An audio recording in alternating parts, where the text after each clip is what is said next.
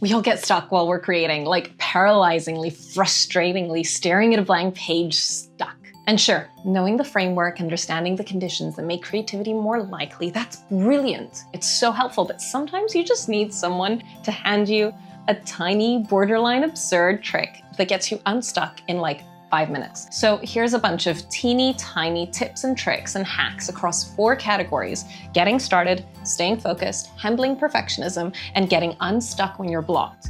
These have helped me at different times throughout my creative life, and I'm pretty sure they'll help you too. My current favorite is in the second category, and I'm gonna tell you which one it is when we get there. But before we dive in, you're gonna see these teeny tiny icons popping up on the screen next to each of the tips. These refer to John Cleese's 5 conditions of creativity that I broke down in last week's video. And if you haven't seen that one yet, don't worry, these tips work completely on their own, they're fine. But if you want the full framework behind why they work, that video is gonna be linked up top and at the end. It's gonna be the end screen of the video. Let's start with the very beginning. You're sitting here, the blank page is staring at you, and you don't know how to start. Well, here are a few things you can do. First up is the 2-minute rule. Commit to just 2 minutes of writing. That's it. Set a timer, 2 minutes. You almost always keep going past it. Even if you don't, you got started, so that's a win.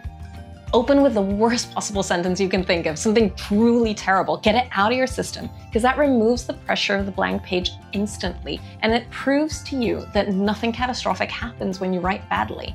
Next, give yourself permission to write badly, and I mean this seriously. Like, say it out loud if you have to. Say, I'm allowed to suck today. I do this sometimes. It sounds ridiculous, but it usually works. Have a pre-creation ritual that is slightly absurd. Dance for 30 seconds or stretch or say something out loud, something that feels a little silly, because silly is the opposite of serious, and serious is the enemy of creativity.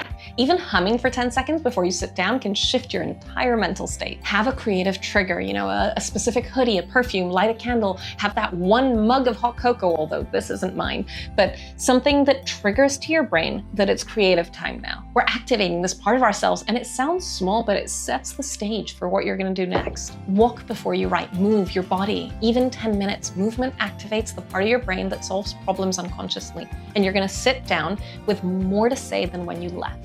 Use music as a starter signal. Pick a specific song that you only play when you're writing. Over time, your brain learns that this sound means it's time. It becomes this sort of Pavlovian trigger for your creative state. Now, more on music in the next category, but this one specifically is about using music as a starting point. And then tell someone what you're about to write. One sentence out loud or in a text. Say, I'm gonna write the scene where X happens. It commits you to the idea and it makes it real. And surprisingly, it's hard not to write it then. By the way, do you have a ritual that gets you started? Something weird, something specific, or something that just works for you? Drop it in the comments. I wanna know everything. All right, you're in, you've started. Now the world is gonna try and just pull you out of that creative state. And here's how to protect your session. First up, get a do not disturb sign, or make one if you have to. I made this one. So put a sign on your door and it tells people around you that this time is protected. And it also tells your brain the exact same thing. Next, put your phone across the room on do not disturb mode. Not on silent, not face down on your desk, but across the room or even in another room. On do not disturb, block calls if you need to, have it out of reach and out of mind. Some writers swear by this. Turn off the internet. Some writers swear by this. Now, I don't do it, but others swear that the difference is immediate. No tabs to check, no rabbit holes and spirals to go on, just you and your work. Use ambient sound as a barrier, lo-fi music, film or game scores, brown noise, coffee shop ambience, or other calm music that helps you focus. It creates a psychological oasis even when your physical space is a bit chaotic. And then play your character or novel's theme music. This is currently my favorite hack. I literally see my focus doubling when I do this. In The Holiday, the Nancy Meyers film, Miles, the composer, writes a theme song for Arthur, and you get to see how Arthur just lights up and feels energized when he hears it. And I think your character or your novel deserves the same thing too. So find a piece of music that feels like them, their energy, their world, their emotional register, and play it before and during your session. It's a way to step through a portal straight into that character's head. So try it and tell me what your character's theme song is. Use a timer and don't look at it. Set it up, whether it's 25 minutes or 45 minutes or whatever works for you, and then don't look at it again. The act of setting a boundary in your session tells your brain that reality is still going to be there when your session's over. You can relax into the work now, and I love using the Forest app for this because it doesn't break your focus with some annoying alarm blaring in your ears. You can just keep going even after your tree is planted. You can wear headphones even if you're not listening to anything. It's a signal to everyone around you and to yourself that you are unavailable. It's like a physical do not disturb sign for your ears. Drink water.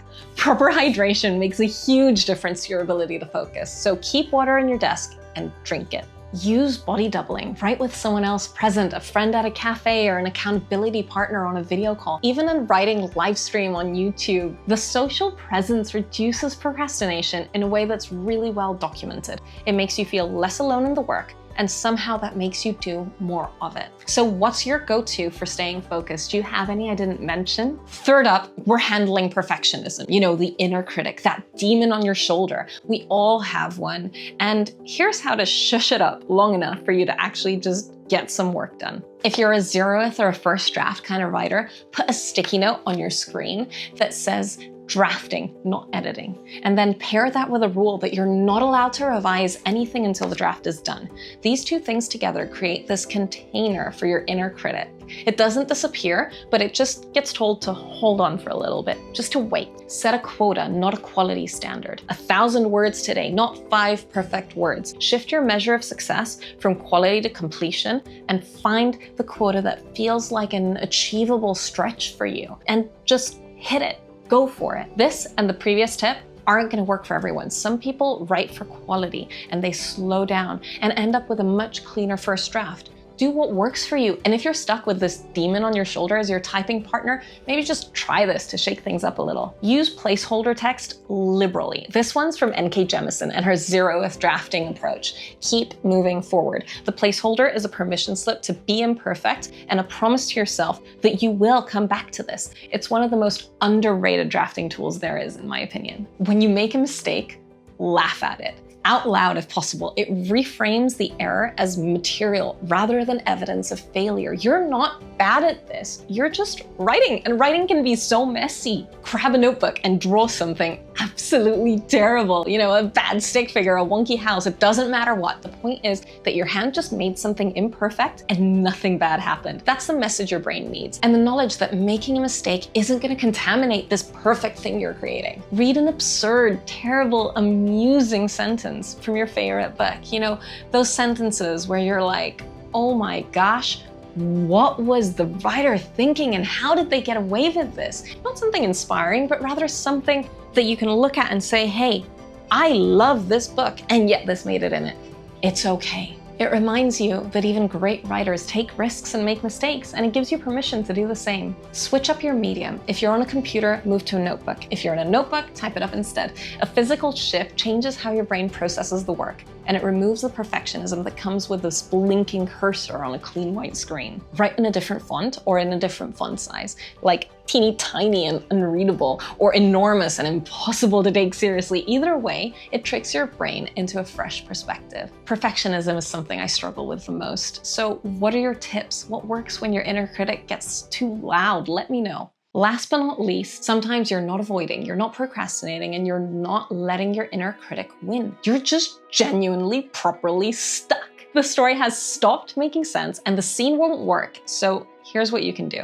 Set a pondering timer. Give yourself a set amount of time, for example, 15 minutes, to sit with the problem. Think about it. Let it marinate, and when the timer goes, commit to something and move forward. This creates a boundary on uncertainty so that pondering doesn't quietly become avoidance. Next, write the question down and don't look at it. Try write down exactly what you're stuck on, then close the notebook and do something else for at least 2 hours. Your unconscious is going to keep working on it, and this is where shower thoughts come from, so just trust that process. Do something physical, push-ups, a walk around the block, the dishes, something that gets you out of your head and into your body. Movement resets your brain without breaking the work, and you'll almost always come back with something. Or try talking through it out loud, to a wall, to a plant, to a pet, to your own reflection. Externalizing the problem, saying it out loud rather than just looping around it in your head almost always unsticks your thoughts. Something about hearing yourself say it out loud and working through your options can show you the answer. Write the worst possible version, the worst dialogue, the most cliche scene, the most obvious resolution. Write it, get it out of you. And that removes the pressure of needing to get it right. And sometimes the worst version shows you exactly what the right version needs to be. Or just skip it. Momentum matters more than order. Some authors swear by skipping around their manuscript. They skip the part that isn't working and write something else that just feels easier. They write another scene and then they come back to the difficult part. A draft doesn't have to be written linearly. If you're stuck sitting down, stand up. The shift in posture shifts your energy immediately. It sounds too simple to work, but it can. Or just change your view, even just turning your chair to face a different wall, moving your notebook onto a different surface, shifting the furniture around in your room. Small physical changes to your environment can reset your mental state in ways that are way disproportionate to the effort involved. Being stuck is the worst, and I want to know, what's the strangest thing that has ever unstuck you? The most random, unexpected, completely illogical thing that somehow worked? Tell me in the comments and I'll try it out next time I'm stuck in a scene, because I'm sure it's gonna happen. So here you have it, a whole bunch of tiny tips, tricks, and hacks around the 4 categories: getting started, staying focused, handling perfectionism, and getting unstuck. You don't need all of them. Just pick the ones that feel right in the specific moment and see what sticks. And if you've got one that I haven't mentioned, something weird, something specific, something that is completely off the wall but somehow works, drop it below. I want to build the world's most unhinged, comprehensive creative hacks list, and I need your help. And if you want to understand the framework behind why all of these work, why space, time, confidence, and humor are the conditions that make creativity more likely, last week's video breaks it all down, so go watch that. And I'll see you next week. Happy writing!